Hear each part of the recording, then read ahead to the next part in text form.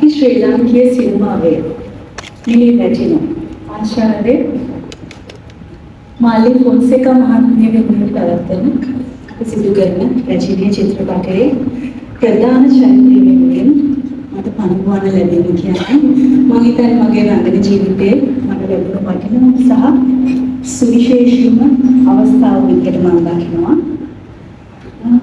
ඒ වගේම තමයි මුලින්ම පිටකට මට ලැබෙද්දී මම හිතුවා තමයි මේක නිකන් රංගනයක් නෙමෙයි. මගේ රංගන හැකියාව උණගාවන දැලන් කවියෝගයක් කියන එක.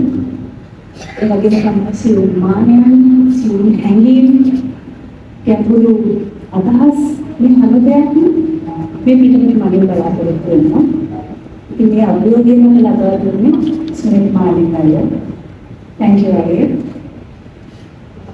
ඒ හැම අභියෝගයකටම සාර්ථකව දෙන්න පුළුවන් මම හදවතින් විශ්වාස කරනවා. ඒ වගේම තමයි මේ සම්බන්ධ වෙන රංගන ශිල්පී වෙන අනිකුත් රංගන ශිල්පී කෙනෙක් තමයි හදාම දක්ෂ ඒ වගේම ප්‍රවීණ ශිල්පීන්ගෙන් මට රංගන කරන අවස්ථාව ලැබෙනවා. මම හිතනවා අපි හැමෝටම එකතු වෙලා ඒ ආදරණීය සිනමා ප්‍රේක්ෂකයන් වෙනුවෙන් හොඳ නිර්මාණයක් ලබා දෙන්න හැකියාව ලැබෙනවා. මේ මම හැමෝගෙම ආශිර්වාදයක් බලාපොරොත්තු වෙනවා. අද දවසේදී මට විශේෂයෙන් පුද්ගලික දෙන්නෙක්ට සූචනා දෙන්න ඕනේ. එක්කෙනෙක් තමයි රැජිනීය සිනමා පටයේ අධ්‍යක්ෂකතුමා අරුණ ජයවර්ධන. Thank you අයියේ මාව විශ්වාස කරලා මේ චරිතය මට ලබා දුන්නාට.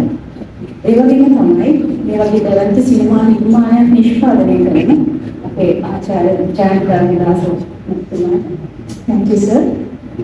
ඉතින් අවසාන වශයෙන් මම කියන්න කැමති අපේ ලාංකීය සිනමාවට අති විශිෂ්ට නිර්මාණයක් රැජිනිය හරහා අපි හැමෝටම දෙන්න පුළුවන් වෙන කියලා මම හදවතින්ම ප්‍රාර්ථනා කරනවා. බොහොම ස්තුතියි.